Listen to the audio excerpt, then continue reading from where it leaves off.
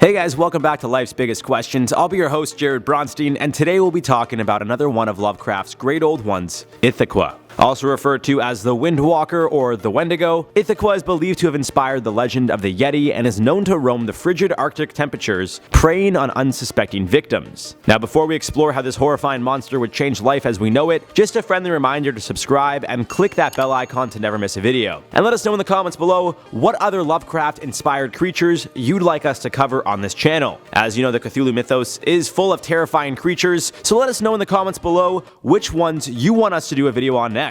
But now back to Ithaqua. A massive being shaped roughly like that of a human, with glowing red eyes, Ithaqua is definitely not something you'd want to come across. Originally created by August Derleth, Ithaqua is quite a vicious fella. Mostly known to roam in the Arctic, Ithaqua is known to slay his unsuspecting victims in quite a gruesome fashion. As many of the great old ones do, Ithaqua has a cult of his own, although it is believed to be small in comparison to others. Still, those who do worship Ithaqua fear the great old one, and even those who don't worship tend to leave sacrifices, just to appease the monster they fear the most. However, those who do worship Ithaqua are granted immunity to extremely cold temperatures. This is most likely because upon being captured by Ithaqua, if he doesn't kill you of course, you are taken to his home planet of Borea, the ice planet. One of Ithaqua's main goals is to mate with another human in hopes of creating a child with powers stronger than his. Ithaqua does this by planting a psychic seed into the womb of a woman he takes to his home planet. The reason Ithaqua wants an offspring that's more powerful than him is to help free the other great old ones,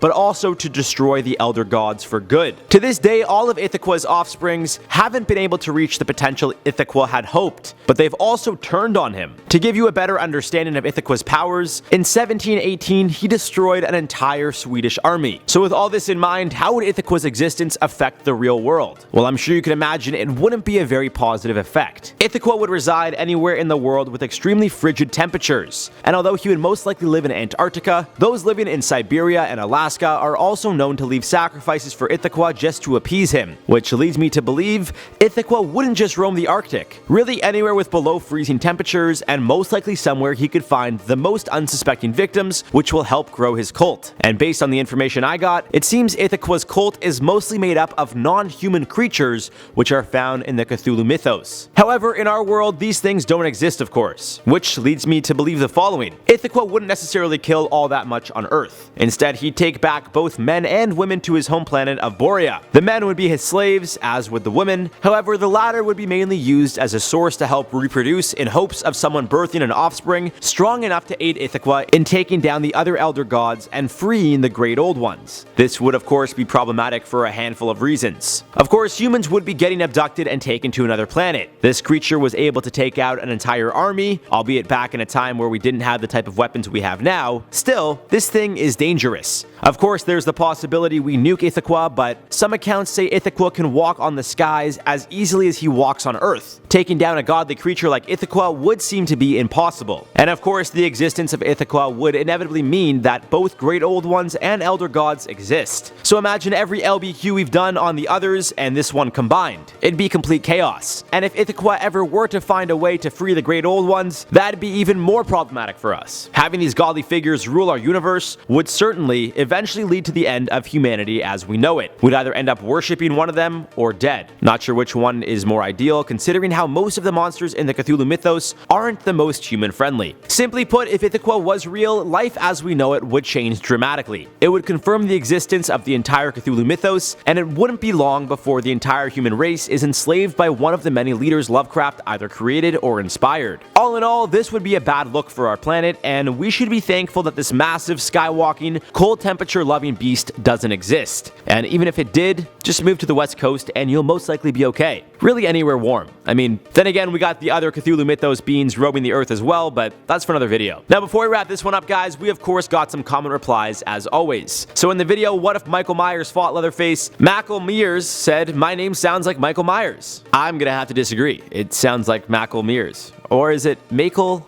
Myers? Mackle Mears. I don't know. Forney Kate said, I get it. Leatherface react to pain. Already can't stand against Michael, who will end up teleporting about 4 seconds and a screen cut later.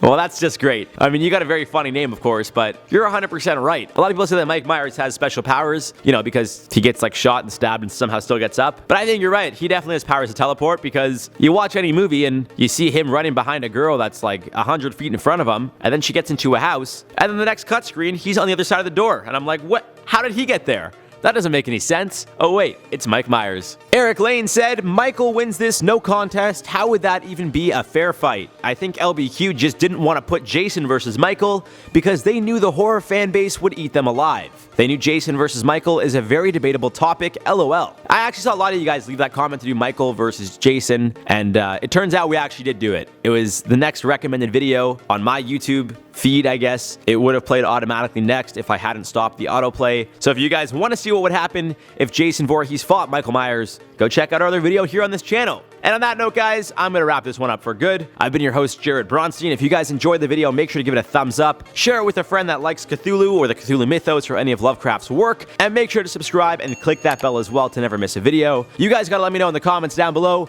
which Cthulhu, mythos, monster, or Lovecraft creation you would like us to cover next on this channel, and we'll see you again soon.